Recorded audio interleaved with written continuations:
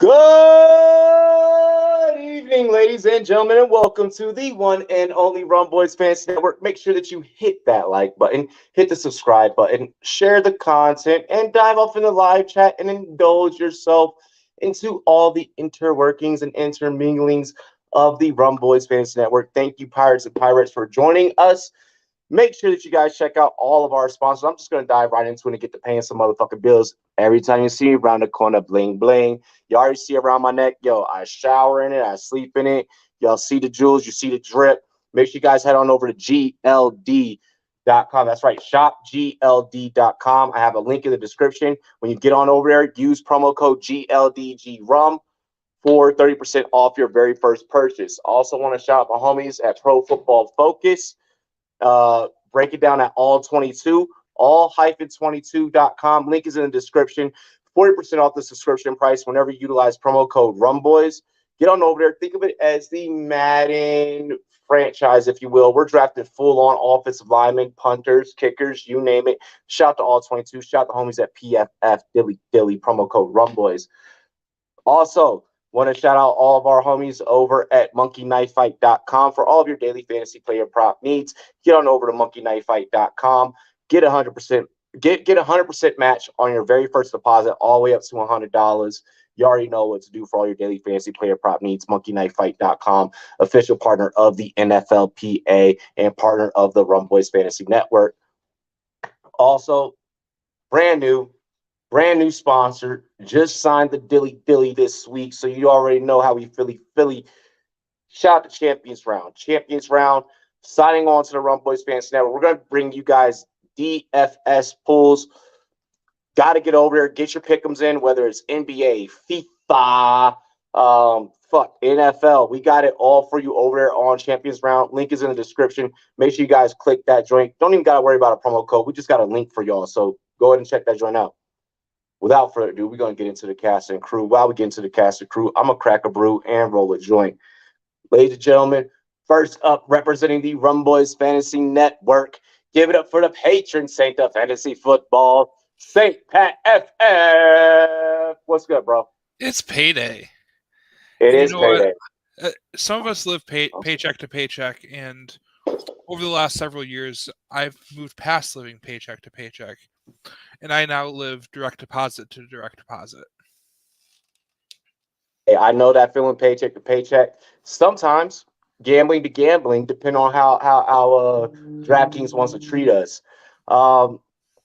Let's go ahead. Let's get into our next guest backstage. Give it up for a homie representing TBQ Podcast, David Gillespie. What is happening, y'all? So happy to be back on the show. It's been too damn long, and I'm just stoked to get right back into it. I'm just gonna leave it short and sweet for y'all, and then just get into the next guest. Let's just do it. I'm just down to do it. Hell yeah, bro. It's about to be an exciting show. It's been a minute since we've had you. Really quick, you cannot be here right now. May or may not pop in, but I do want to shout out the homie Drop the Mic FF for being producer to the for tonight. Excuse me. Holy shit, that happened. If you notice, my hands aren't going to be doing a whole lot of clicking the screen. Aside from like if I really direly need to pull up a comment, you want to slide in? You good? Cool. Other than like, if I really need to, pull up a comment or something, but shout out to Drop the Mic FF being Mr. Super Producer back there. We gonna, be that he's super producer. We gonna say, play that funky music, my boy. We gonna take it back old school with that. Him back there playing producer. I see we got Leafs defense up in the chat. What is good, Leafs? Go ahead, Mike. Go ahead, bring him up. Yep, we got Jamie. Jamie, what is good? Who else do we got? We got Berto. Hell yeah. Hey, perfect time for us to dive right in. Cheers to me. Cheers to you. All the Rumboyz and girls. What it do? Dilly. I think Mike's going to produce this show better than The Rock produced Black Adam. Oh, is this shitty? Oh, yeah. Really? Hey, no spoilers. I'm not giving spoilers. I'm just saying I've heard it's not very good. That's a bummer. I could see him being a DC universe. They got to rely on their big actors in order to make it do what it do. Let's get into the first topic. We did have Thursday night football. Yes, it's a giant bag of weed in my fucking hand. We did have Thursday night football last night take place. And I feel like on a Thursday night football night, we kind of found ourselves wondering, fellas, are the Eagles really all of that in a bag of chips? Because during the first half, despite being minus 600 favorites, it looked a little wonky there.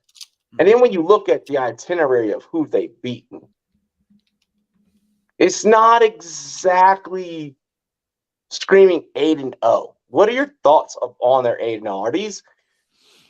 It's NFL, so they're deserved wins. But are these deserved wins, or what are your thoughts?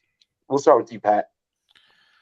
I kind of want to defer to David here on this one. I want to hear his take first. Sure. Oh, we're letting David go first. The sexy hair. It's been a while. The last time David and I have been on a show together, the Packers had a winning record. So it really has been because I feel like, have you been on much lately on Rumboyz? Usually at least every other week. Yeah, because it feels like it's, especially with me and you being on the same show, it feels like it's been a long time. But yeah, it's been for me a month in general since I've been on Rumboyz. Yeah, sure, I'm down to take on the question just off the bat.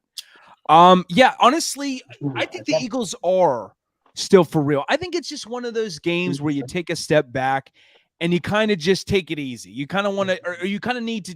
It's a night off, you know, like a worst case scenario. I don't think this is a situation where the Eagles need to panic at all. You're dealing with some, you know, legitimate playmakers that are on the Texans team with Brandon Cooks, with obviously Dameon Pierce, who I could have not been more fucking wrong with. Dameon Pierce is him. He's him. He's him. That guy is for real already. He's on pace for, I think, over 1,600 yards from scrimmage this season. And I could not have been more wrong about him being a project. I thought this guy would take years, you know, a couple years before he'd finally find his rhythm to be a pivotal piece in this backfield. But he's already just tearing it up. He's already tearing it up. It's insane what we're seeing from him. So I think, honestly, on the back of him, to have to combat, you know, whatever he's brings to the table, the Eagles just took a step back this past week, maybe took it easy on them or didn't find their rhythm this past week, simply and solely because it was a night off. I still think the Eagles, bare minimum, as long as everyone stays healthy, are going to go to the NFC Championship game. That is how good this team is. That is how versatile this team is. Wait. We do have a topic later on in the show where we are going to bring up NFC Championships and teams synonymous with NFC Championships. So it sounds like you've already kind of leaked some shit. Oh, I'm gonna let that slide. Sorry about that. That was my mistake. I jumped the gun a bit. My mistake. No, no, that's good. That's good. At least something for the fans to look forward to later on tonight. Okay, I'm with the shits. Pat. Memes are meant to be funny, and like they take a hint of truth and they it's comedy. Extrapolate it to something else. It's like when I make fun of my own depression. I know. Yeah. we all cringe a little bit at that, but yeah. Oh gosh. But I went back and looked at the Eagles' schedule from last year as well. And this time last year, they were, where did that just go? They were 3-6 after week 9. Mm-hmm. They went 9-8. Yeah. They're 8-0 so far this year. Okay. They are 14-2 in their last 16 games. So this is their first time being 8-0 in team history. Let's just throw that out there. And that doesn't happen on accident. Not in today's NFL. The other really interesting... I'll use a great example. My 2006 Bears were 7-0, then played the Cardinals. And remember that crazy Monday Night Football game that they almost lost? With Devin Hester, they had that crazy comeback. It was against the Cardinals when they were awful. Things like that happen, you know? Like, I just think it's... I feel like you asking me if I remember that is an indictment on me being old, and I'm going to let that slide because I do remember it. I'm old like you, Rob. We're both in the same boat. The gray hairs are coming. You know, the geriatricness is coming. Hey, black don't crack, damn it. Let's get one thing straight. Oh, you know what? You're not wrong about that, okay? What's up, Albert? The one really interesting thing, though, about those 14 wins is only 3 of them were by less than 7 points. Mm-hmm. Yeah, that's right. One was against the Lions week 1 this year where they were up by 17 going into the fourth quarter, and they just let it ride as the game went on. They're winning these games in a league where we are at an all-time high in one-score games, games decided by less than a field goal, games where the game goes back and forth in the last 2 or 3 minutes of the game. The witching hour on red zone is absolutely bonkers every single week because the league is so close and the Eagles are winning games handedly. Was it 14-14 or 14-14 and a half? Yeah. Mm-hmm. Did anyone have any idea where the ball was going to go on It, the it Texans? was 14 and a half, and they ended up losing or winning by 12. Winning by 12, yeah. Did anyone know where the Texans were going to go with the ball in the first quarter? I mean, I figured it was every single play. It was just bouncing around somewhere else. There was no clear guy besides Damian Pierce for the Texans, and that's on coaching, crafting up a great first drive, and then good 2-minute drill by Mills, a big breakaway run by Pierce, and they got the second touchdown. So, are the Eagles for real? Yeah. We can't belittle their Cowboys. Their Cowboys win when everyone going into that week was saying we might go with Cooper Rush and we want to go with Cooper Rush for the rest of the year. And then as soon as that game happens, like, nope, we don't want to go with Cooper Rush anymore. I'm gonna make this a little sexy real quick, and not just because I'm light skinned, but we gonna switch it up a little bit. All right, not just because that new Drake 21 Savage album just dropped, and it's her loss, but I'm gonna switch it up for y'all a little bit now. When you beat a Lions team that they opened up strong, but I think that a lot of that was like, yay, Hard Knocks hype. We're doing great, we're doing good. Yada yada. We're gonna bite the kneecaps off of motherfuckers. And then once you really, really, kind of get into just that matchup, individually they end up falling off. The Lions became Lions, right? Which we expected at some point. You beat a Commanders team that had, fucking Carson Wentz, and that was lackluster. When you beat Minnesota, who we're going to talk about later, that was on primetime. Primetime Kirk Cousins ain't primetime anything, right? There's only one primetime, and that is Deion Sanders. Yeah, it's definitely not Kirk fucking Cousins. Exactly. I mean, like when you look at the like last night, it kind of almost felt like, excuse me while I twisted Jay. It almost felt like there's a team out there that can blow your backs out. But luckily, because of the rest of your schedule, it looks fairly easy for you. If you were to ask me, I don't think that the Philadelphia Eagles are a legitimate 8-0. Really? I don't think they're a legitimate 8. Okay, they are a legitimate 8-0 because when this season is all said and done, no one's going to remember who the fuck they played. Well, here's the thing. There's a foregone conclusion that they're going to make the playoffs pretty much, right? So if they do make the playoffs, or when they do make the playoffs, who's going to get them? Who's going to make sure they get got, in the playoffs? Who do you think that comes to mind in the NFC? With the remaining schedule, I don't think that there is anyone else that gets them. You know what I'm saying? Yeah. Shout out to the Dono Hype. I love fucking making money on a stream, goddammit. Shout out to Jamie. Appreciate it, Jamie. Because I don't see the only team. I mean, well, I'm not going to get into the other team that I think is for real, but there's only one other team, though, I think could get them. I don't think that there's just so well-rounded. O-line, running back, wide receiving core with A.J. Brown, Devontae Smith, who's a hot tandem right now. Their defense on every level. It's tough to get them, if you ask me.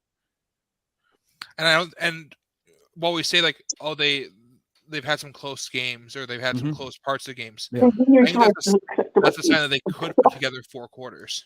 We haven't seen them at their best for 4 quarters. Even look at what happened last night. What did we see last night? Javon Hargrave feasted upon this Davis Mills last night. We saw A.J. Brown and Jalen Hurts finally connect after back-to-back weeks of connecting in the end zone.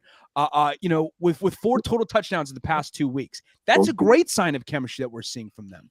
Miles Sanders continues to run the ball down people's throats. I love the chemistry that the offense is building right now. I think it's, in some ways, there's some things out there that you can say is only strengthening this team as opposed to taking away from this team's, execution. They are doing all the right things to continue to make them stronger. I think that the reason why I say that it's not a legitimate 8-0 is because of the strength of schedule. If they were out here, being world beaters and beating, fucking the Bills, the Chiefs. You Yeah. know, I mean, I get they don't play in the AFC, so they're not going to get those games. But like, you know what I'm saying? I feel like the case becomes a little bit different. But you can't punish them now for beating who's on their schedule. You're right. In the NFL. It goes into my argument before where motherfuckers want to be like, well, if you take away this one big run by this player, then in fantasy football, they are RB this. Shut up. You cannot take away that fucking play. So what are you trying to make an argument for? You're trying to make an argument about something hypothetical that can't happen, won't happen, can't happen because it's already done. So I do feel that. I do respect that. So the teams that they beat they beat the Vikings when they were very good team. Very good first place in the NFC North by 3 games. Yeah. Let's see where else. Sorry, I lost. Or 3 possessions, you mean?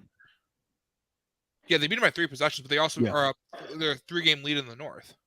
Yeah, exactly. Yeah. They beat a Jaguars team that I think is better than their record shows. Yeah.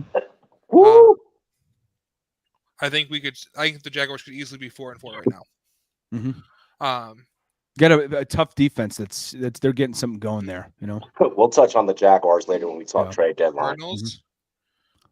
They're in last place, but they're showing something. They got some playmakers there. They got some playmakers. It's gonna. But also, here's the point: they're not losing. They're not winning just by a single score for most of these games. Yeah, they're dominating, and even Dallas too is a good team. They won by 2 possessions in that one. You know, a lot of it's like getting out ahead, and then not looking back. Yeah, and I think it'll be an interesting second half of the season of how hard do they push forward. David, what do you think for total wins? Total wins, bare minimum. I think they're going to get at least 12. Yeah, I mean, you're going to get 12 at this point. That's a fair assessment. Yeah, there is a strong possibility that I could expect. I mean, they could peak out at 16-1. I could see that, honestly. My dog makes a cameo in the background. But I see them anywhere between 14 and maybe 15 wins. Honestly, that's where they're so well rounded. You know, they're so well rounded. I see 14 to 15 wins as a realistic possibility. So, and that's relying on like the Cowboys winning on Christmas Eve and the Giants who have shown up. Washington's getting together right now. I like your Washington team. I really do, honestly. We'll talk to them later. Yeah, but interesting fact that I saw. Going into last week, the Giants are. If my fit wasn't so LA right now, I'd have that Commander's chain on right now. But we keeping the Cali gang West Coast. The Giants going into last week were 6-1, but were PFF's shout out to PFF for sponsoring us. They were the lowest graded team in the league, despite being 6-1. Oh come on! Wait. The Giants are the entire team itself, like each individual player, is the lowest ranked, is the lowest graded team. That's any team in the league. PFF needs it. Their grading system is so fucking skewed. If you ask me, I think it's so goddamn skewed. I think it's the defense has come through. You gotta love Wink Martindale. At the end of the day, they signed off on this motherfucking podcast. So you know what? I probably should pump the brakes a bit. You're right. I don't care. I don't care. Hey, PFF, do you remember what I said about 5 seconds ago about your shitty grading system? Like you know what? We take that shit back. They show us a lot of fucking love. They show us mad love. So like I gotta shout the homies. I just saw that you muted me too. I deserve that. I deserve that. Producer Mike in the background. I tried to pull you back by shouting out like the sponsor. Yeah. All right, hold on.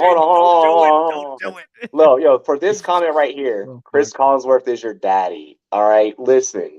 He does not have equity stake in the fucking Rumboyz.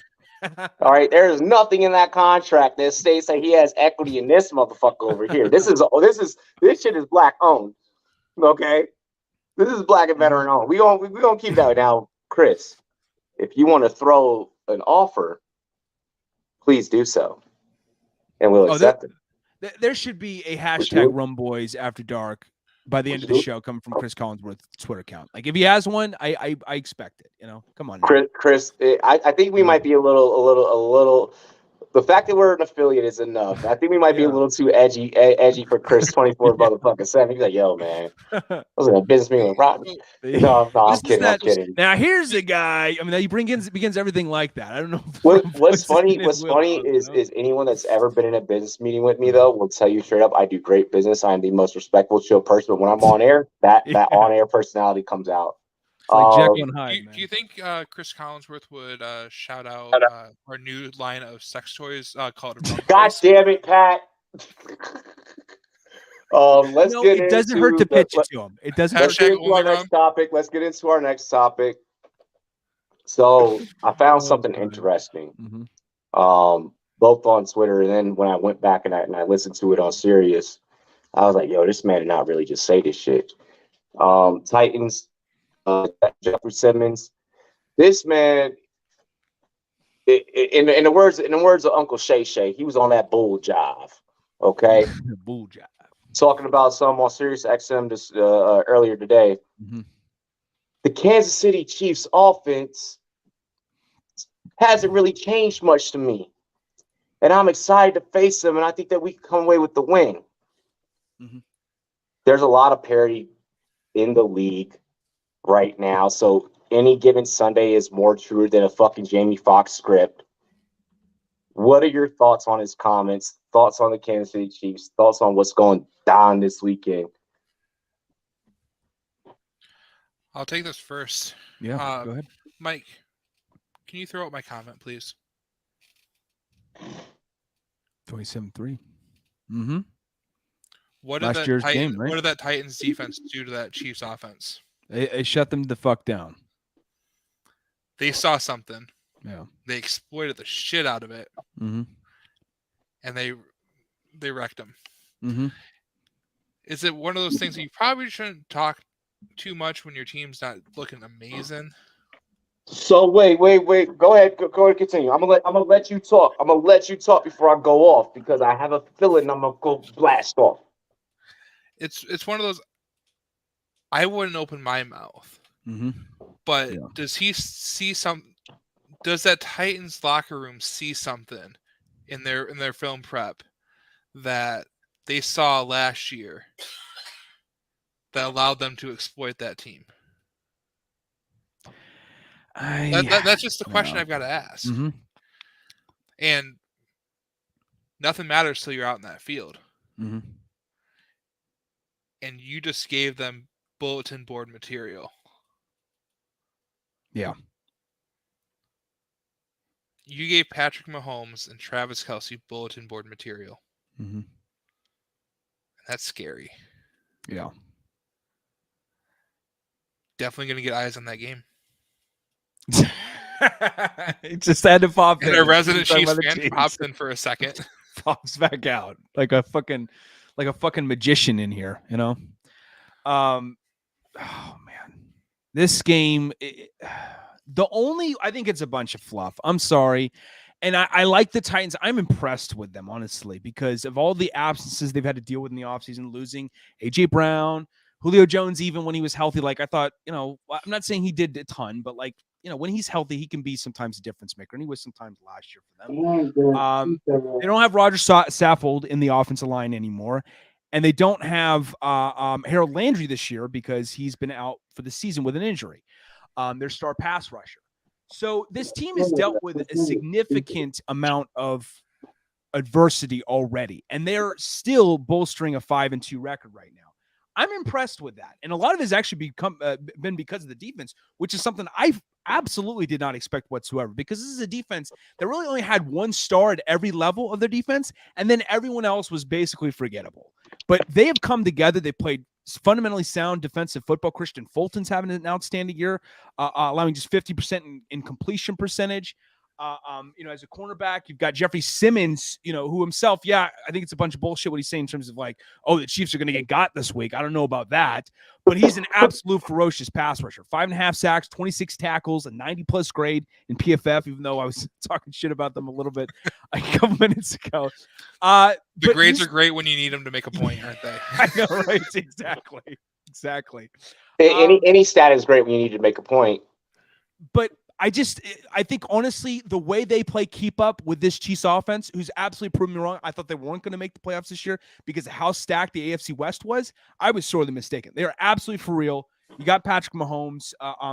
Even when they played the 49ers, recently, I thought maybe the 49ers would get them because, Patrick Mahomes struggles in man coverage situations mightily this year. And what did the 49ers play? A ton of cover 0 and cover 1. He still picked that shit apart like it was nobody's fucking business, So it didn't really matter about that stat, in particular whatsoever. He overcomes this stuff. And the only way the Titans overcome this game is basically if Derrick Henry repeats from last week, speaking of the Texans in his matchup where he had 220 yards rushing, and the defense plays fundamentally sound football to the utmost degree, because that's what it's going to take. I just don't foresee it happening, honestly. The way this Chiefs offense is clicking and Juju Smith-Schuster, it's too much to handle. I'll keep it true. Okay. Can't you cancel the day on Kansas City running backs with the exception of CEH because of his efficiency that's going to be utilized whenever he gets into the red zone. That's just a given. That's just what's going to happen. That's how they call their plays. I don't think that he is wrong per se in his comments of framing this offense in being the same as what it was and what it used to be. But this offense is also drastically different because they're not also running the same plays. The only thing that to me is super consistent is that Kelsey Mahomes type of connection. Yeah. The way that Mecole is being utilized and the way that Mecole is now starting to step up, completely different. What we're seeing out of MVS, we did not see that MVS with no goddamn Aaron Rodgers. I'm sorry, it is what it is. No, of course not. Maybe that has to do with the fact of having a younger quarterback. Then when we talk. When we talk how Juju is now starting to come into his own and now he's starting to become a piece of this offense and of this team.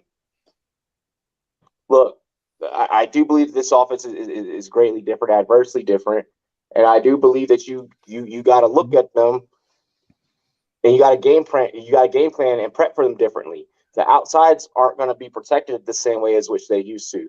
Jet sweeps now become more effective against this team because of what B. Cole is doing and how effective he's now becoming in that role. It took him a minute to kind of come into it. Now we're starting to see it play out on film. I have no problems if you want to try and take Tennessee via the spread this weekend. I think that you are psychotic to try and take Tennessee on the money line. I don't see a way that the only 10 that I see wins this game. Tennessee, hold your horses for Saturday. You'll get to celebrate Saturday going up against Georgia. But y'all are going to be crying motherfucking tears come Sunday against Kansas City. And that's just what it is. It is what it is. What it is. What it is. Yeah.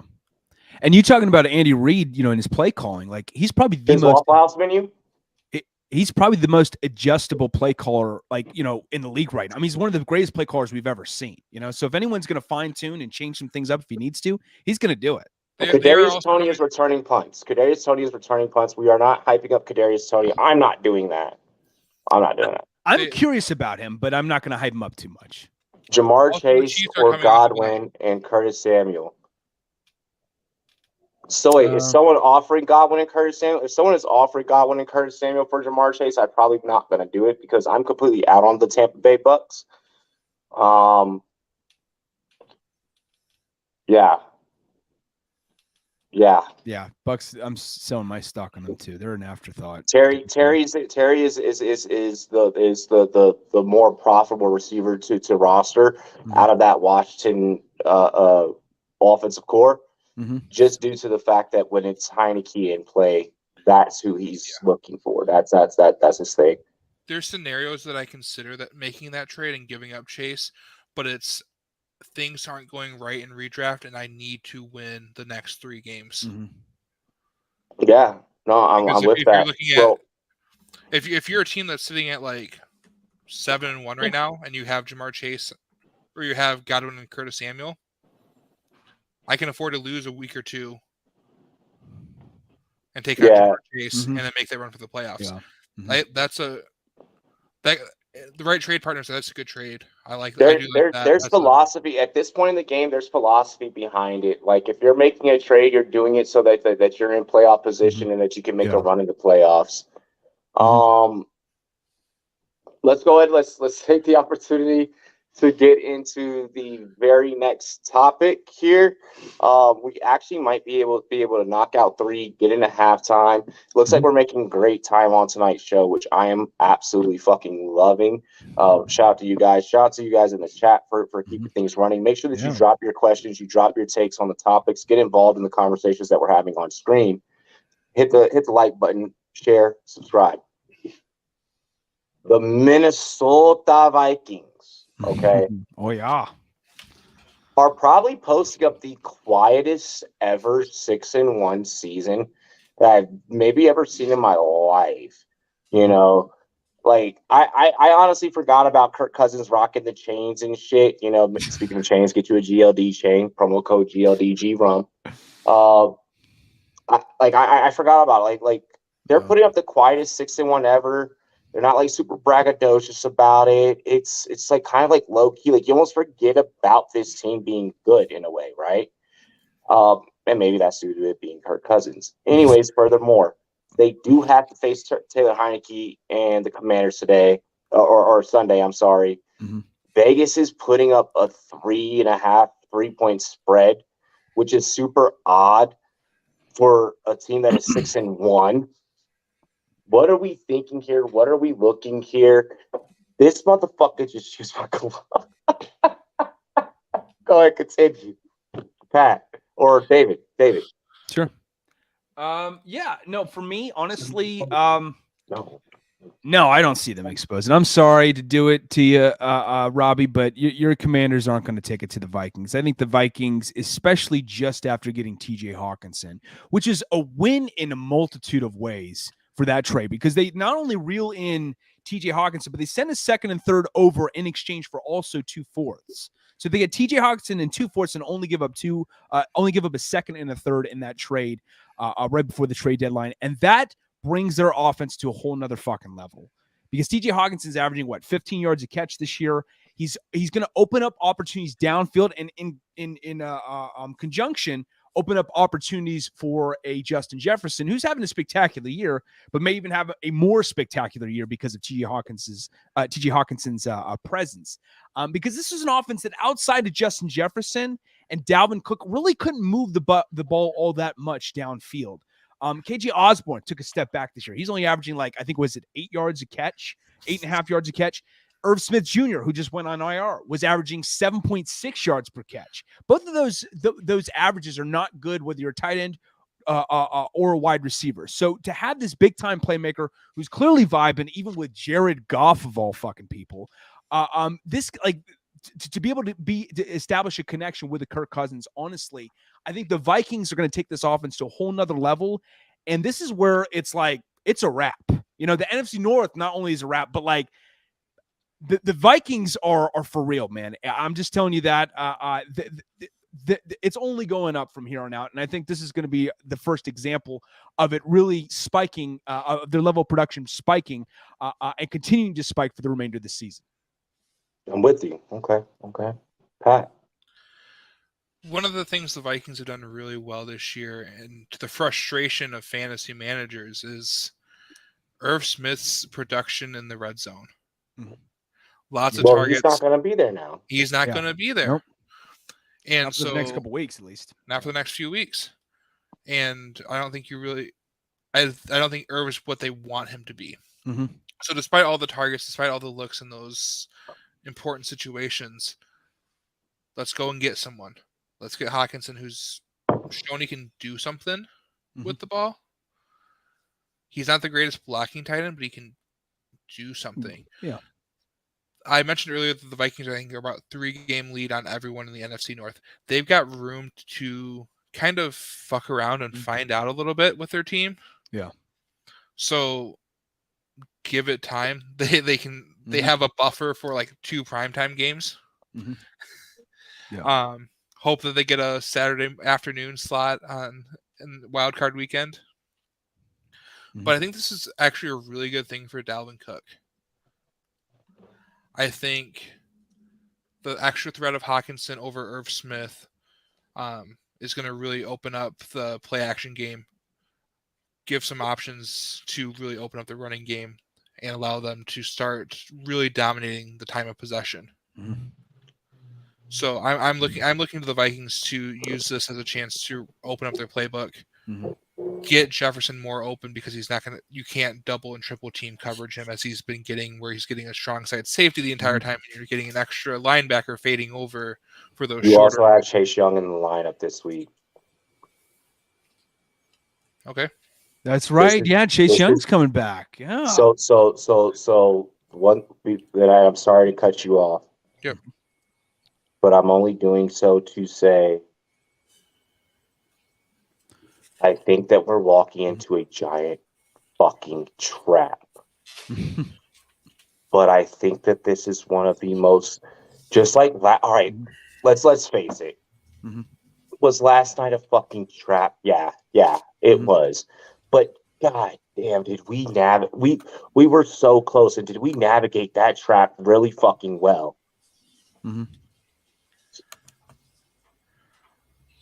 Is Chase Young He's not playing this weekend, by the way. I just read that he's not playing this weekend. I've been seeing that he is. Oh, NBC Sports 8 hours ago posted this, that he's not, but I don't know. I don't know if it's true or not. I'm also not expecting Chase Young game 1 after an ACL to be ferocious. The Chase Young that we know he can be. Yeah. Mike, you popped on screen. So TJ Hawkinson, like David said, you got Justin Jefferson. I think Thielen and Osborne are good receivers. Yeah. Where'd he go? I'm listening. So you got. I agree. The one thing I want to say is I think this is the biggest thing about TJ Hawkinson is going to help out Dalvin Cook. Yeah. I think Dalvin Cook's going to have a good game. But I agree with Robbie. Give me the Washington Commanders. Fuck wow. Yeah. Fuck yeah. You are off your fucking rocker, man. I think it's a trap. You are so off. But he also, but he also saw what happened. Like he was on air last week, and he was like, "No, he's like, I'm not taking Washington." And then, what I said was gonna. Heineke has this weird ability to keep games within either between a touchdown or a field goal. I do like him, and he is gutsy. I just think it's less about the Commanders and more about the Vikings, you know. So I picked Washington in my work pool for 3 confidence points. And it's also there's revenge. There's some shit there. Like you got Danshire and Tanya getting investigated, getting ready to exit. So like the fans are now like bought in. Like this is. I feel like we're adding a narrative not necessarily a narrative to make this a trap game, to make it more interesting than it actually is. No, I think that this is a 100. I think Vegas is adding that, but I think Vegas is right. Yeah, I think Vegas is up to some shit. And like when I looked through all the games, I was like, that's not supposed to happen. I was like, that's not. You're supposed to, when you are 6-1. You are supposed to mirror what we saw before pre-kickoff last night. And we're not supposed to be seeing 3.5. That's not logical. No, and I commend what your Commanders have done in recent weeks. This is more about the fucking money, David. Fuck the Commanders right now. Okay. All right. Some shit is afoot. All right.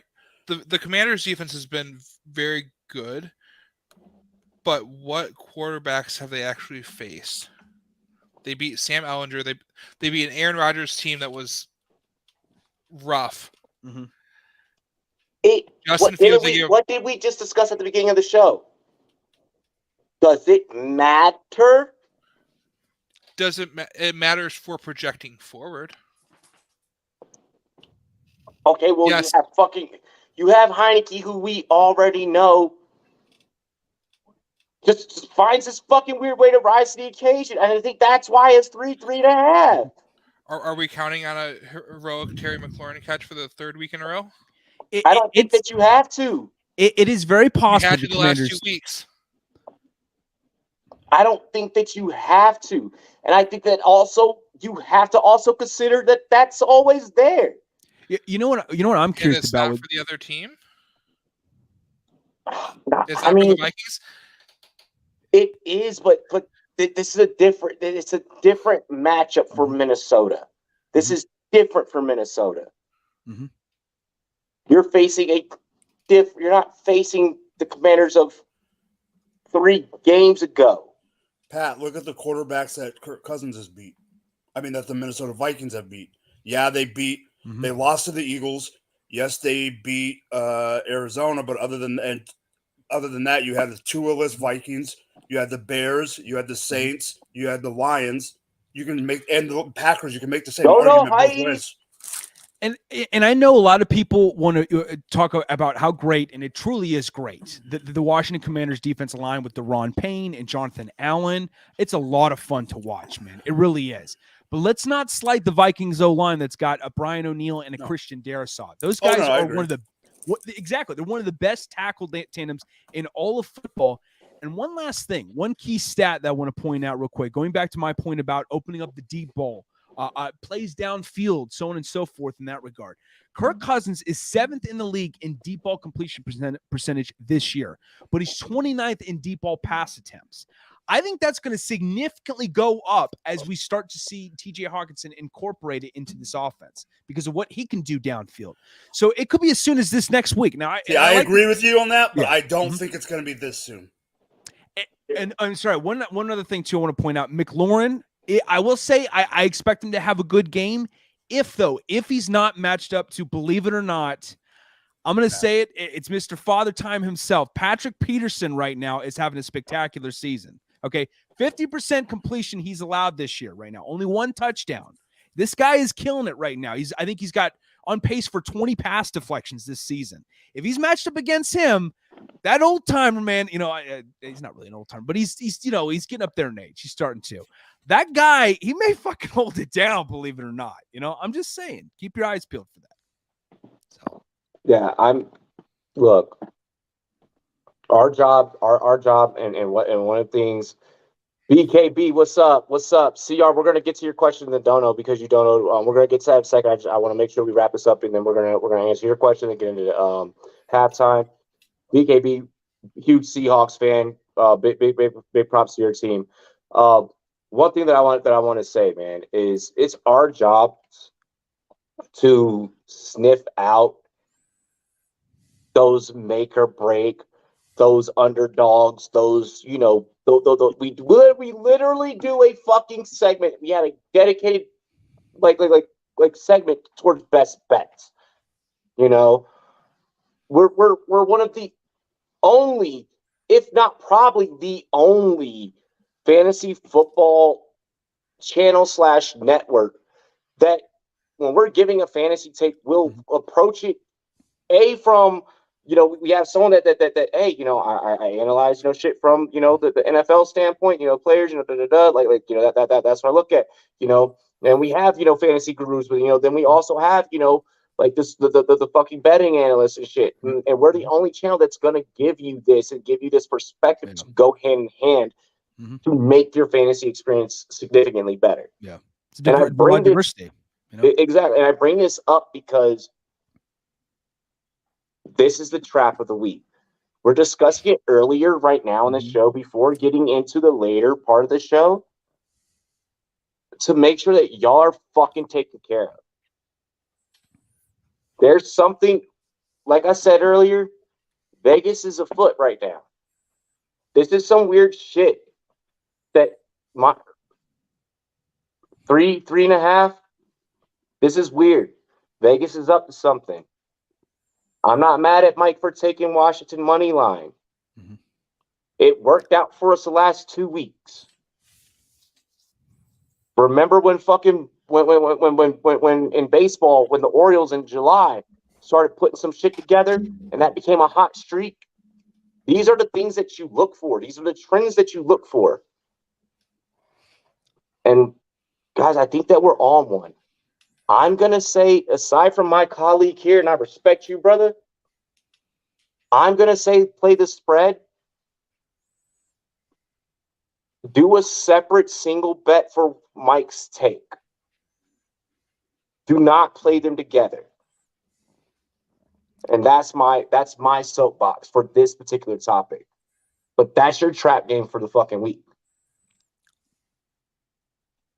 It'll be interesting. It'll be a fascinating matchup. Vikings like to keep bad teams close to them too, as well, or teams that are not as good as them. Dude, it's. Oh, Rel, you're gonna love best bets later. You're gonna love best bets later. You're gonna love best bets later. Should we get into halftime? Sure. I was actually supposed to have really quick before we get into halftime. I apologize for not having a brand new music video together for y'all tonight. That's my fault. I do have some work.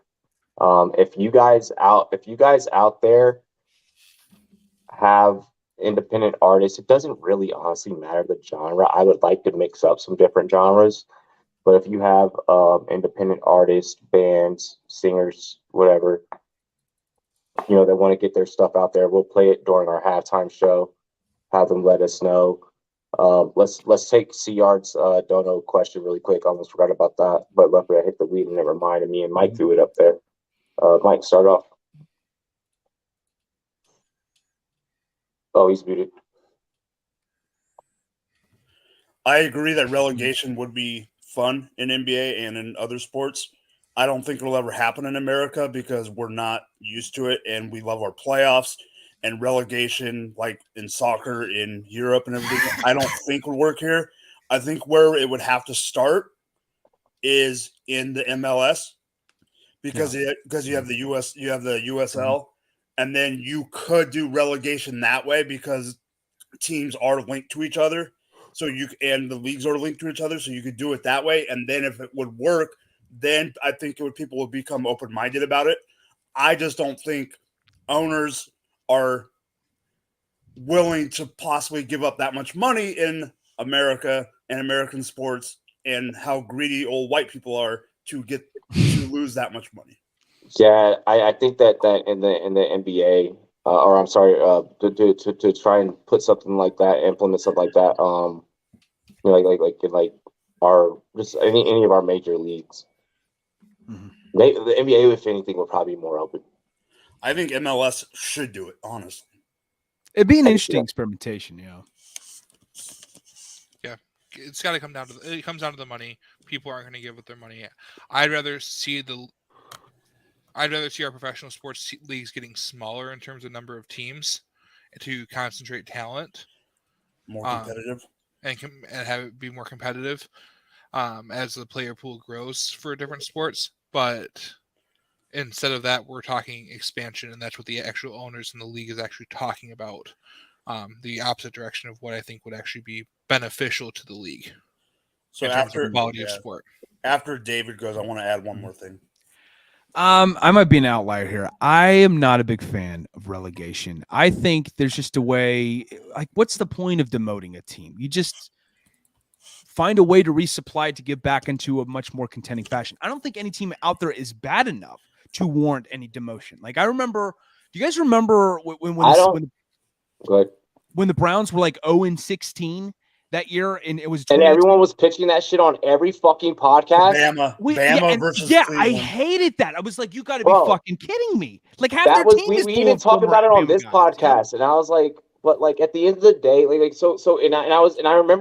remember at first being for it, but now like now that I'm a lot older, and like I look at how much parity is in the league now there's no point for it.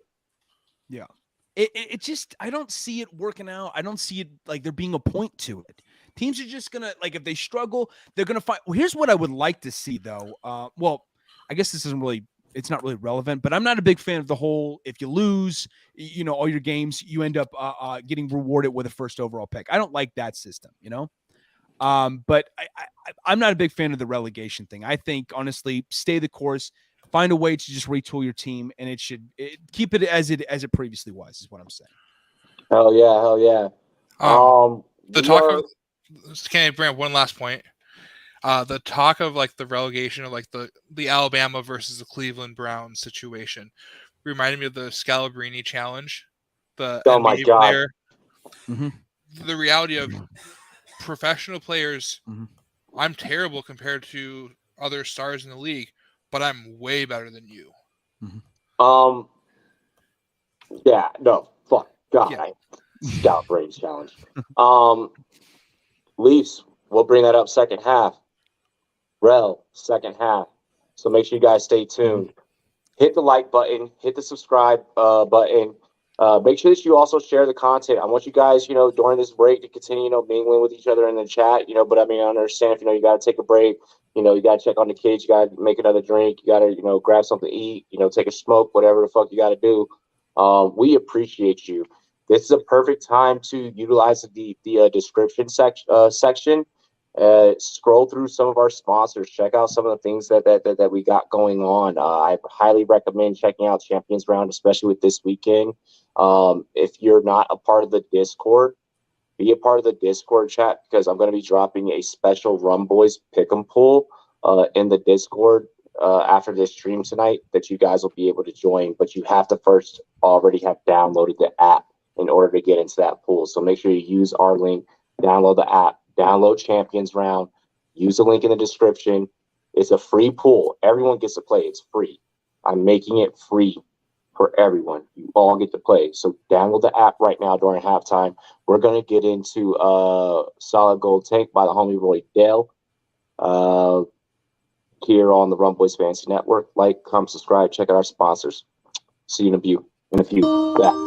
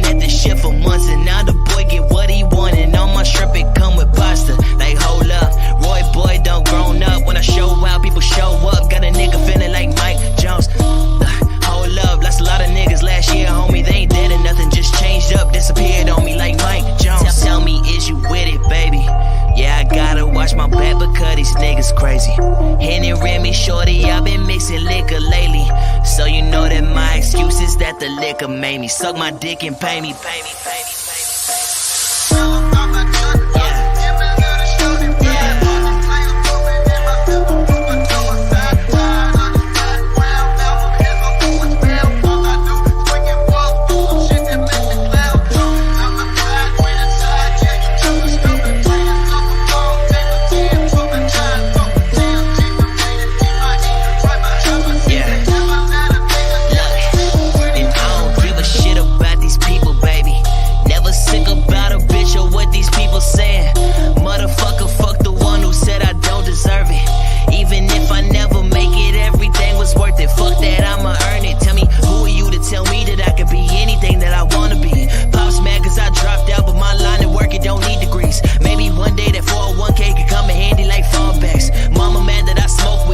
call her, she don't call back like, damn.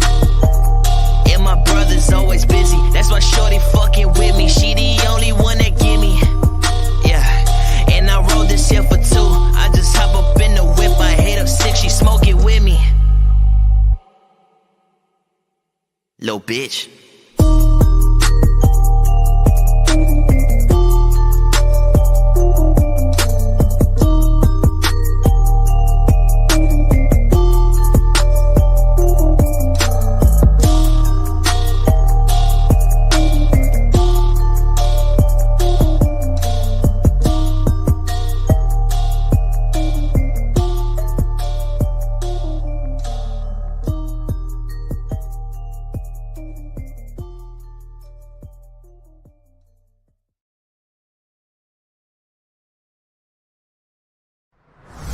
Let me tell you a little story. Once upon a time, there was a monkey knife fight. And one day, they met one team partners in the NFLPA. It's a match made in the pits of a monkey knife fight. And everyone lived happily ever after. Are you listening? This is big. What is a monkey knife fight? You know, it's thing monkeys, knives, you get it. Fantasy sports is monkey knife fight. And monkey knife fight is fantasy sports. Monkey Knife Fight is daily fantasy. Monkey Knife Fight in the house. I am Monkey Knife Fight. You are Monkey Knife Fight. We are all Monkey Knife Fight. Monkey Knife Fight. You have the NFLPA behind the company. It's exciting for me to be a part of fantasy sports. When I think of fantasy sports, I think of beating all my buddies year in and year out and being able to brag about it. We're not just partners in it. We're owners. And it feels awesome to be an owner. I challenge you to a monkey knife fight. We've been saving you a seat at the table, Monkey Knife Fight. Welcome to the one team and NFLPA family. Monkey knife fight. Welcome to the family, Monkey Knife Fight. Welcome to the game, Monkey Knife Fight. Monkey Knife Fight! I challenge you to a monkey knife fight. Monkey knife fight! Monkey knife fight, monkey knife fight, monkey knife fight, monkey knife.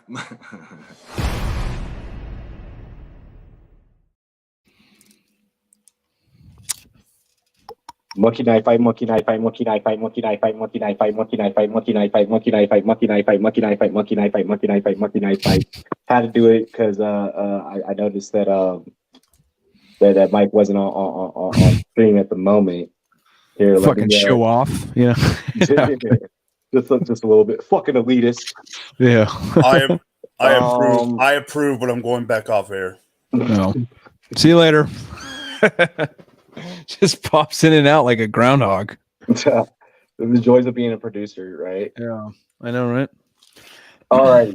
So we are going to get into our next 2 topics, but before doing so, I'm going to grab a beer right now. Okay. Let's see here. Finish this one. What are you drinking tonight? What is that? The Champagne beers. Some High Life. Oh, Miller High Life? Oh, gotcha. Yeah. Got High, drink some High Life. I tend to do that combo pretty often. I bought a case of High Life one time. Mm-hmm. I'll never do it again. Oh, bro. I don't think I've ever had Miller Lite before. I need to try it. Cheap beer helps the money last longer, bro.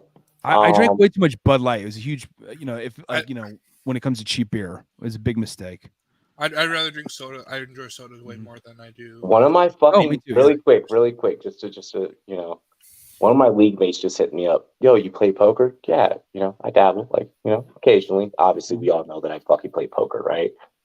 He's like, we should get a game going. I'm like, well, let me know, I can host. Mm-hmm. He's like, I prefer tonight. Bitch. It's Friday night. Yeah. On no notice. Bro, I gotta be able to set out a table, everything. But no. So I might bring poker live streams to you guys. I know that was something that when this channel first came up, Tybo, he was like, yo, we should do that. I'm like, we need to wait till gambling's fully legal. You a Texas Hold'em guy? 5-card draw? What's your? I like Texas Hold'em. Yeah, me too. Yeah, it's a go-to. I tend to dominate a lot more. I mean, but if I have to play 5-card draw, I'll play 5-card draw. It's just that if I'm playing 5-card draw, at that point, like the shit talk, the getting in your head, like definitely has to be there. I prefer to be the silent killer. So I prefer Texas Hold'em because I could just sit there, I could chill, I could play the odds. The math is a little bit easier for me. Yeah, for sure. Yeah, exactly. Red Dead Redemption got me hella into Texas Hold'em. Like I grew my love, my enjoyment for poker because of that game. It like taught me all the ins and outs of it. You know, it's crazy. Feeding myself on a military base. Oh yeah, that makes perfect sense. Yeah, yeah. Mine was like Chris in the World Series of Poker's main event when he made his run. Who is this? Yeah, World Series of Poker definitely got me into it as well. I think it was Chris Moneymaker. Chris Moneymaker. Yeah, shout out to Chris Moneymaker. Shout out to Mickey. Mickey was a big one. Like I met Moneymaker. Really? That's dope. That's dope. Really quick, I want to shout out to GLDG Rum. I'm rocking my LA shit tonight. Make sure you guys get on over there. 30% off. You know, we need to get these fellas in a couple of chains. GLDG code GLDG Rum. That's shopgld.com. Wow, that was tougher to say than the Monkey Knife Fight. I want to shout all 22, all22.com. That's all-22.com. Shout out to all of our homies over at PFF, launching the official, like, almost Madden type-ish fantasy football format, full 53-man roster. You gotta love it. And we already shouted out the Monkey Knife Fight. Also, I want you guys to check out Champions Round if you haven't already. Let's go ahead and get down. Second half of the show. Halftime is done. Let's go ahead and get into it. Cheers to me. Cheers to you, all the Rumboyz and girls. What it do? Bam. I need a fucking soundboard.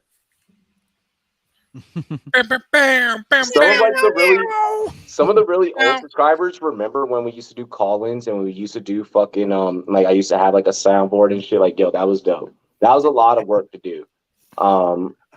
We've definitely learned to simplify things. Getting into here to halftime, we got one more game-related topic. Then we're going to get into some more meat and potato stuff that surrounds this weekend. Well, I guess this honestly still kind of affects this weekend. The Miami Dolphins, it was stated that Mike McDaniels recently on report stated that we're not afraid to throw around the word Super Bowl around this facility. I'm going to say it the way that I would say it.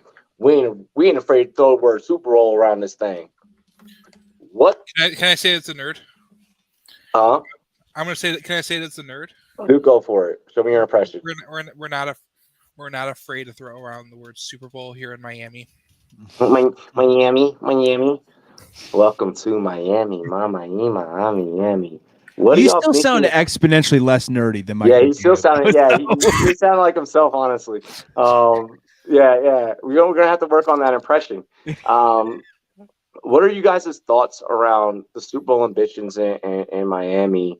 I mean, you have a wide receiver duo in Waddle and Hill that are just absolutely fucking tearing shit up, lighting shit on fire. Mm-hmm. Let's start there, Pat. This team is built for Super Bowl or bust. Yeah, plain simple. The Rams did it last year. Mm-hmm. Studs and with a slightly bigger window, like maybe like an extra year. They have an extra year.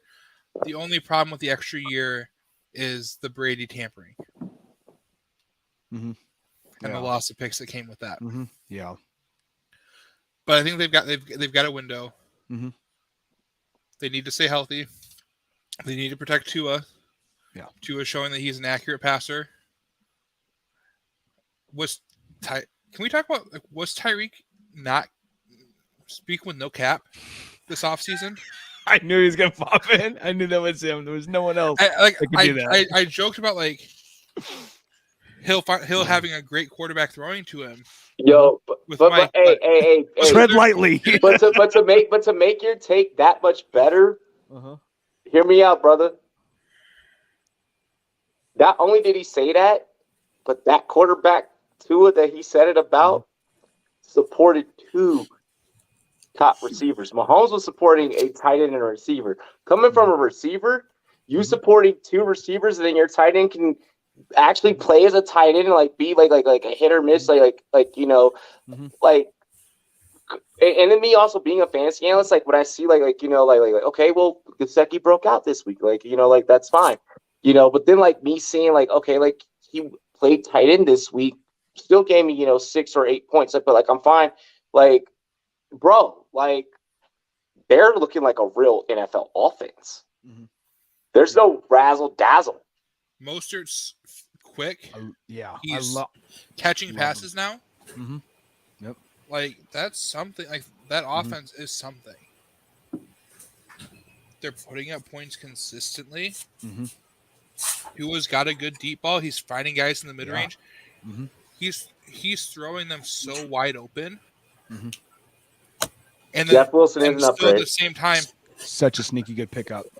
And at the same time, there are big plays that where Waddle and Hill are showing that they're top wide receivers and are making plays on the lesser thrown balls, the same balls that they were making plays on with previous quarterbacks. Mm-hmm. Okay. David. For me, they're absolute. If they can keep Tua healthy, I think that's a big key thing. They're a Super Bowl contender potentially. The only thing now, I want to be careful. Mike back just so that he knows. He's got, you got to come to grips with the truth, Mike. I'm sorry to do it to you, buddy, but Dolphins are coming, man. I feel so nervous all of a sudden. No, I have no problem. You think I have a problem with the Dolphins saying that? I absolutely don't. I just wanted to make sure that Pat didn't piss me off and step out of line because of what he said in the group chat earlier. Hey. Oh, that Mahomes was holding Tyreek back. Really quick. I still want to let the chat know that we're going to get to those comments before halftime. We're going to do it right here after this segment. Yeah. I'm about to fucking because we're a bunch of football purists. Like I'm about to now just take the fantasy football and suck it out of this topic. And I'm about to fuck with everyone super hard. I'm about to like really lay the pedal to the metal. So y'all better grab on. Sounds good. No, Mike, I need to see his fucking face. I need to see his fucking face. Come back. Producer Mike, please. I need to see your fucking face. In the meantime, though, with the Dolphins, they're absolutely for real. Especially getting Bradley Chubb. I mean, that was a home run move. They had to do it. It was absolutely appropriate. And it's kind of weird that they ended up having to do it in a sense because they do have some very good defensive linemen. Emmanuel Ogbah is tremendous at stopping passes at the line of scrimmage. Christian Wilkins is a tremendous run stopper. What's up? If it happens, and if they do make it, okay, obviously if they make it this century, like the city of Miami is going to explode. But if they make it and if they win one, holy shit. Is McDaniel the new Shula? Does that override everything? Is Tua surpassing Marino? He's trying to yell. That's an absolute disgrace. Do not put those two in the same sentence for at least 2 Super Bowls. Tua, what do you start doing as a Miami fan? Do you have like a secret like closet passion for the Dolphins? Where's this coming from? You're a Chiefs fan. Bro, everyone in our age group has a little bit of love for the Dolphins secretly. No, I'm saying as putting McDaniel and Shula in the same sentence is a disgrace. Bro, but like you gotta like do they erect statues out of these motherfuckers? I think a large majority of the Miami fans owe to an apology. Absolutely. Remember, and Mr. Robbie Johnson, you were leading that fucking train. You goddamn know it too. Okay, you do know. Hey, and this motherfucker's about to win me multiple fantasy championships. It's funny how the tables turn like that. David, if you're gonna make fun of him like that, do it the right way. Robert Johnson. Yeah, Robert, whatever the fuck your middle name is, Johnson the first. I'm guessing, right? Wait, you're junior. No, junior, not right? the first. No, I'm not junior. I'm not junior, the first. yeah. I'm named after my granddaddy. Oh, okay. The second. Yeah. You step off that Tua fucking hate train. God damn it. He is killing it this year. He started it. He is killing it this year. Number 2 deep ball completion percentage in all of the NFL right now goes to Mr. Tua Tagovailoa, completing nearly 64% of his passes. Jalen Waddle and Tyreek Hill with their top 4 each in receiving yards right now. That's fucking insane. You know, I mean, like I thought it was a possibility because they're both freakish athletes in their own right, but like I didn't foresee this happening. I thought maybe they could be on the cusp of a playoff team, but I did not see them dominate the way they do when Tua is in the lineup, though. That's the key thing. When he's in the lineup, if he can stay in the lineup, I'm comfortable with them.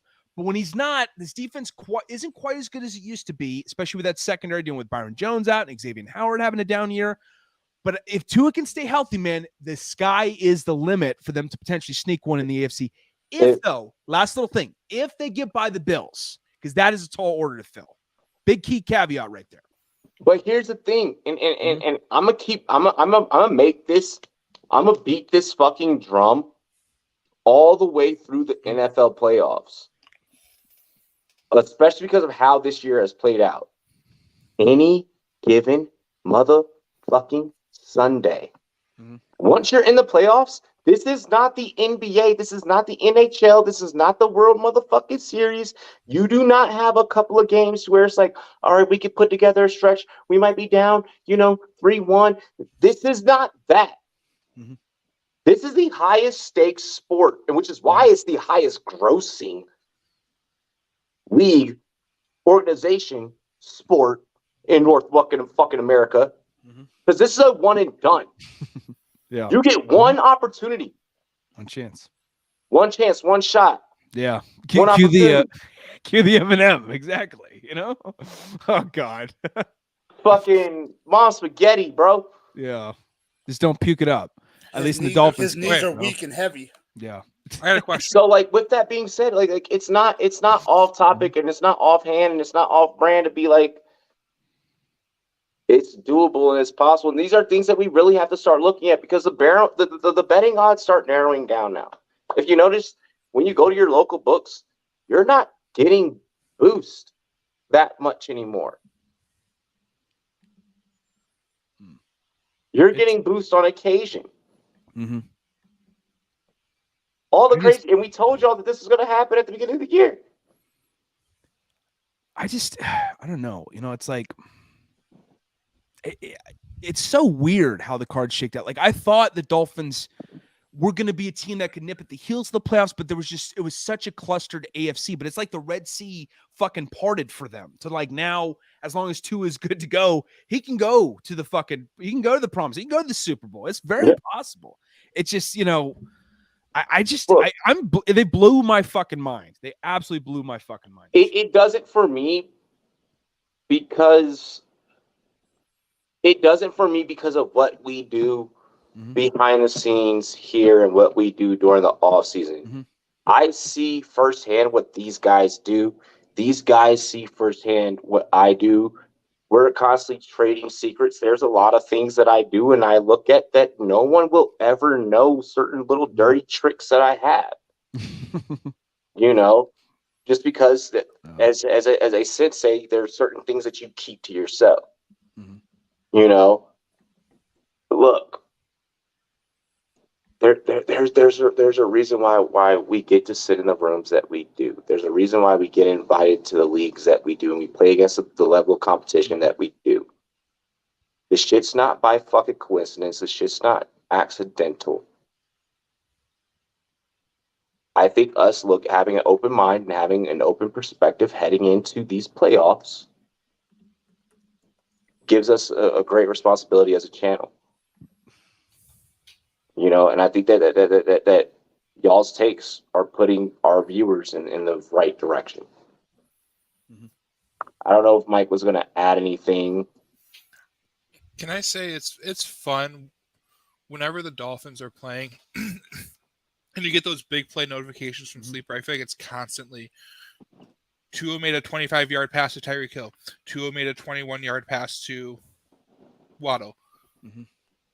28-yard pass the next play.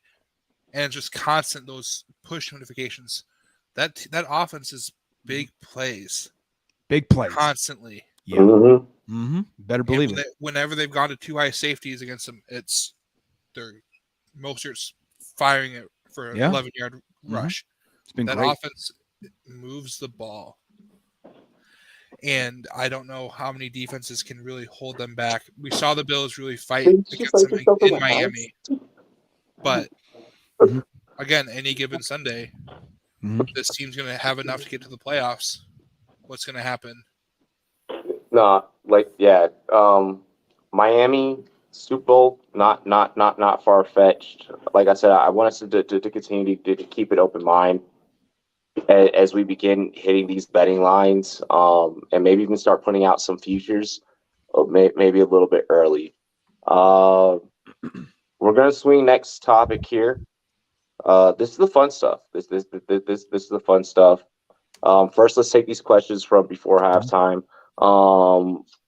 Off topic, but that Tennessee versus Georgia game is sus. Georgia. No, give me Tennessee in that. Give me Tennessee. What's the line? So want to press the line really quick. You think Tennessee goes in on the road? Huh? I'm nervous about Tennessee. I love Tennessee this year with Hendon Hooker, but that Georgia defense, it's ferocious. Watching the Tennessee-Alabama game, I don't think Tennessee should have won that game. One of my best friends from Tennessee. I got to rock with him. Only 10 that I see. Georgia -9. Georgia, damn, I love producer Mike, ladies and gentlemen. Way to go! Fuck. And then you're supposed to drop that in the private chat so we can one of us can say it. Goes Copperfield on our ass. That Georgia defense is too ferocious. I mean, I love Hendon Hooker and Jalen Hyatt, but I think didn't Hendon Hooker get the Heinz mustard fucking deal? We got a deal? Oh, really? So it'll be a rival Patrick Mahomes. You didn't see the kicks? You didn't see the kicks? No, I need to look that up. Dog, these kicks are fire. It's like Heinz mustard, Nike, and like he has like this it's crazy, bro. Dude, Jordan once or low cut Jordans. I love that, dude. Yeah, you see him? Yeah. That is filthy, man. I like that. You know, I fucking hate mustard, but that is dope. I hate mustard. Yeah, I think it's disgusting. But I dig that though. That's I also hate ketchup though, but that's besides the point. Dude, me too. I'm fucking weirdly picky with my condiments. That's not what this podcast is about. Spicy. You started it. Okay. Continue. All right. So I'm riding Tennessee. You're riding Georgia. Yeah, I'm riding Georgia for sure. I think Georgia wins it. I'm not betting on that game though. Hendon Hooker, Jalen Wyatt are the next Joe Burrow and Jamar Chase. Stop it. Oh, come on. Mike, thank you for dropping in the private chat. Thank you. Do y'all got Detroit upsetting Green Bay? Ask Rel. Yo, what's good, Rel? Raise hell. That's a strong possibility. I'm not saying it's going to happen, but it could. Y'all ready for this? Y'all ready for this? Mm-hmm. After 2 weeks on air of just straight up razzing the fuck out of Aaron Rodgers, I'm going to take Green Bay on and bounce back. I don't blame you. You've been talking cash shit on the McAfee joint, on the McAfee show. I like that retro Goff jersey, by the way, Pat. That's dope. Yeah, that St. Louis. I think they pulled, yep. St. Louis, St. Louis style. Can you imagine if that shit was autographed? Shit, yeah. It's the Navy Goff jersey. Even though it's my own Packers, I think the Lions pull this one off. Really? Lions have won at Ford Field against the Packers multiple times. Damn, you're selling on your team like that. Wow. I don't believe things have really gotten fixed. Yeah. I believe it when I see it. MJ23 asks, Kirk Cousins versus Washington, Geno Smith. You're playing Geno. I'm so biased towards Geno right now. Yeah, I would go Geno as well. Yeah, I would definitely go Geno as well. I love Kirk, but I agree with Robbie on this one. Geno is a more surefire bet against the Arizona. The Fantasy Good saying Raiders have a bounce back game also. The Raiders against the Ravens are not doing that. I'm sorry. That's not a thing. Bounce back. I mean, yeah, you can bounce back from scoring 0 points. Tyler Boyd versus Carolina or Chris Godwin versus the Rams. Oh, they're the Jaguars. Never mind. My mistake. Bro, it's Boyd. It's Boyd. Boyd versus Carolina. Chris Godwin. Boyd. Rams. Boyd versus Rams or Godwin versus. So great in your lineup. I'm gonna go Godwin actually. Because Ramsey's probably gonna be on Evans again. I don't see who's going to shut down Godwin. And I've always liked Godwin actually more than Evans, believe it or not. He has God and win in his name. Actually, I have to start. I'm starting Godwin this week. So Just yeah, for that give reason me alone? Godwin. Yeah. Yeah, give me that. Yeah. Let's see. So this is a perfect time to get into our must-to fantasy starts of the week. Let's run it. David. If you're just gonna do two, I'll just fuck it. I'll just stick with the team we've been boasting about this entire time, the Dolphins. Against my Chicago Bears, sadly, Raheem Mostert must start against the shitty ass run defense decided to give up their top-notch linebacker for fucking nothing, basically. And then Tyreek Hill, Jalen Johnson's out. He's our star cornerback. So who the fuck's gonna cover Tyreek Hill?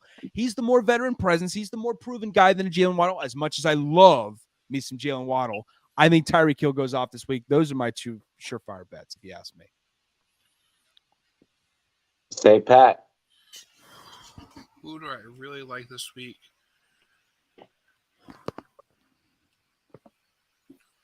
I really like Tyler Lockett this week. Tyler Lockett against the Cardinals. Lock it in. He's got an attitude. The attitude in Seattle is doesn't matter who, team's going to make it happen. Mm-hmm. Yeah, I think that's the most team-oriented team in the league right now. Yeah, they're playing for each other. They've all bought in on it. Yeah, and I'm expecting big things from Lockett. He's such a consistent fantasy force too. He always shows out. I quote tweeted Tyler Lockett earlier I think it was yesterday. He put out basically a CD Carter's QB tweet like, "God is good, everything's great." it definitely wasn't. I love my team. The knife of the enemy. Is, basically, he's going to be playing quarterback this week. Yeah. Expect at least one pass from him. So, did you already give your second? I haven't given my second yet. Run your second. You give one. You give one. Okay. I need so my one is actually a part of this combination here. This is the first time. This channel's been on air since 2018. And this is the first time I'm going to say it, and that is Evan Ingram out of the Jacksonville Jaguars. I have never given Evan Ingram credit 4 or 5 years being on air. So this is the first time I have something positive to say about him. So we're going to accept that. We're going to take that. We're going to make that acceptable. You killed me Evan Ingram, 4 weeks ago for saying that on air. Oh, bro. My second one is about to be super ugly. My second one's about to be super ugly. If you're really dealing with the bipocalypse and you really need someone to start, you need a wide receiver 3. Terrence Marshall, him and PJ Walker, they're starting to figure out things. They're starting to figure out ways to fit it in. I'm willing to roll the dice and take a risk. Just based off that 1 week he had with 87 yards. No, not just based off the 1 week. That it's not based off that. It's that they need to figure something out, and bye weeks are very bad in fantasy right now. So people are looking very deep. So I'm giving them a very, very deep one to like. That's Josh Palmer is more than likely already rostered and picked up off of waivers, so you're not getting that. That's why I did not mention Josh Palmer. But if Josh Palmer is available, then do it. No, you can't have my goddamn Sean Taylor jersey. Here's my second one. Who's your second one? Devin Duvernay. Oh no. Devin Duvernay. Interesting. The Ravens are playing. Are they playing next Raiders? The Raiders. Yeah, right. No Bateman. Oh, wait, hang on. Are they playing the Raiders? Bateman is on IR. Yeah. Duvernay's been putting up touchdowns. No, they're against the Saints. I was misspoken. They're against the Saints this week on Monday Night Football. But I still really like Duvernay. He's been getting thrown open by Lamar. Well, also, someone's got to get the ball outside of Andrews. Someone's got to get the ball.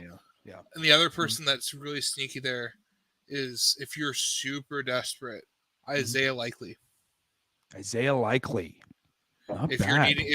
you are. I love the Likely call. Yeah. If you are stressed on tight ends, or if you're in like a 16-team league and you just need one more flex, it is likely to happen.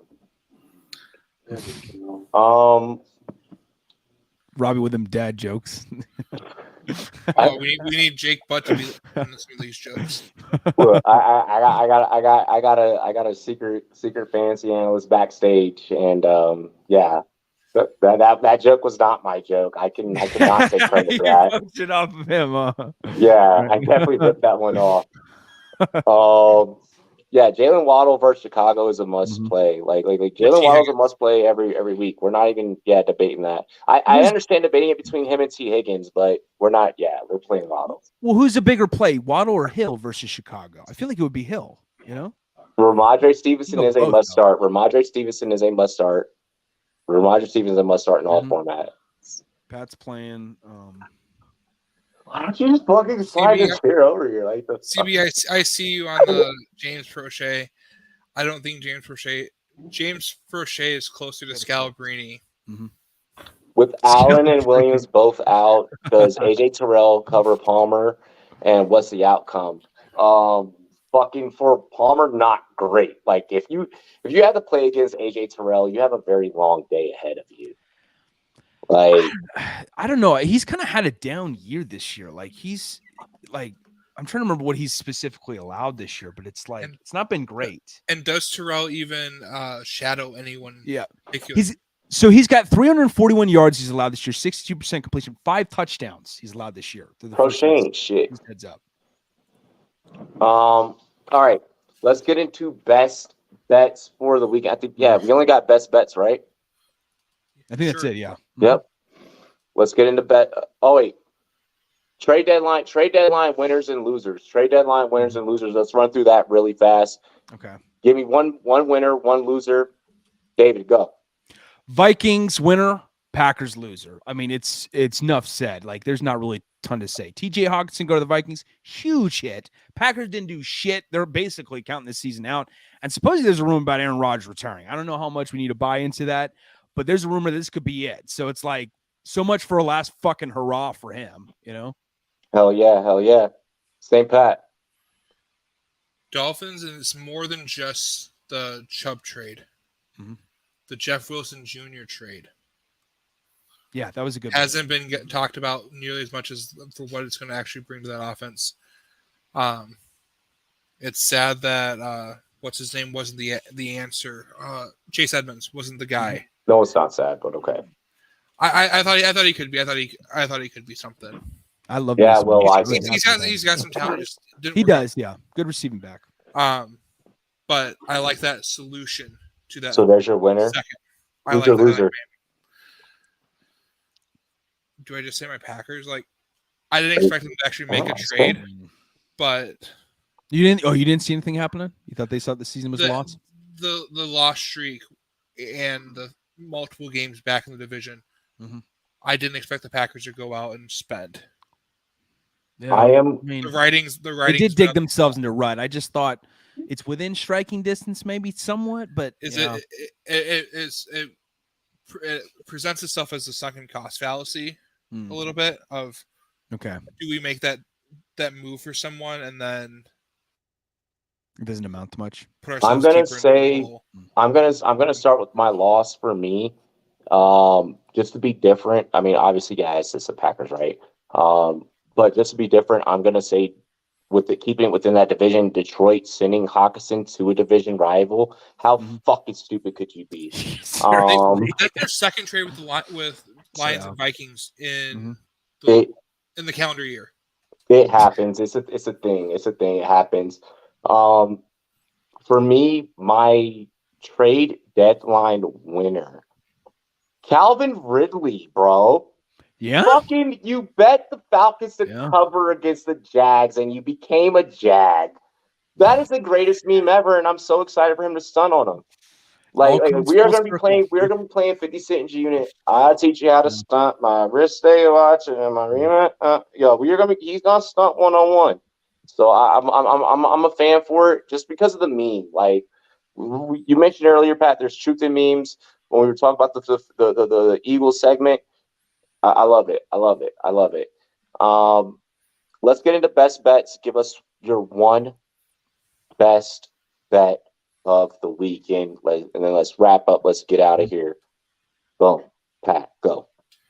Let's go to over 266 passing yards for the day. Okay. let's go to you first, Robbie, if we can. Sorry, I'm just trying to think of a bet right now. Do you have one that comes to mind real quick? Oh, Mike popped in. Go ahead, Mike. Yeah, I always go last on this. That's why. Okay, I'll go after him then. I know I picked Washington, but that's not my upset of the week. My upset of the week is Atlanta over the Chargers. Is it still an upset? Okay. No, like Atlanta of the Chargers.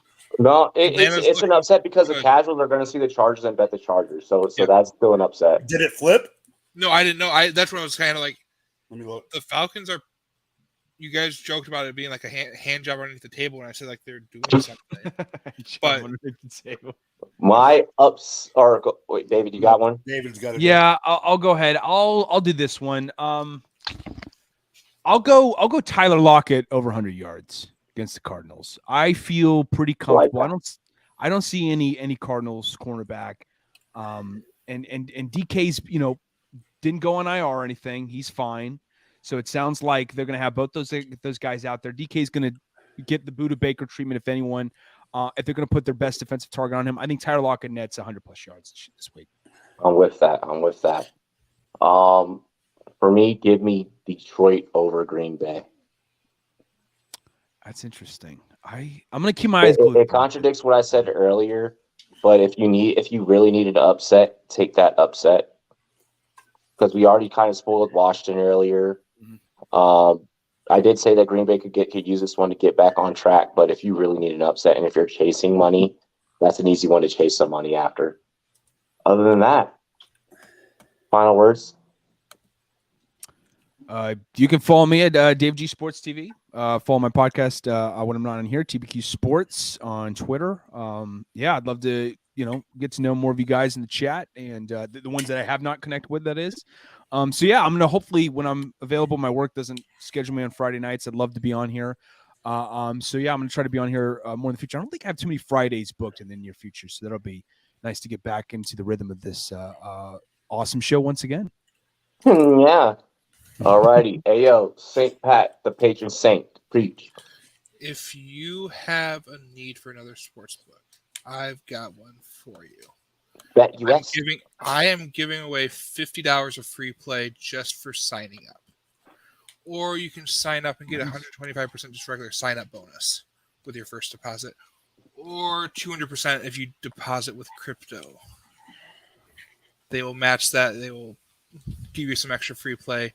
Robbie got hooked up already with a little pizza party swag and a Terry McLaurin jersey and some free play. Big dub. It's in my pinned tweet. $50. No questions asked. No deposit needed. No credit card. No bank information. Then you might win something. And then you can withdraw that and get it for free. Just by using our picks right here on the Rumboyz. Mike. I got them listening to me. Because I got them listening to me. Short. You can find me at Drop the Mic FF. And since there's 4 of us here, but I know there's 5 of us. Hi, Amir. Let's just acknowledge the man behind the screen. Wait, is Robbie He's not here. He's a phantom. In the mirror? All righty. He's a ghost. He's ghosting us. Yo, it's your boy Rumboyz Robbie. Contest giveaway details coming out next Wednesday. We were supposed to drop it this past Wednesday, but I finally brainstormed and got everything locked out how I want to do it. So contest giveaway next week.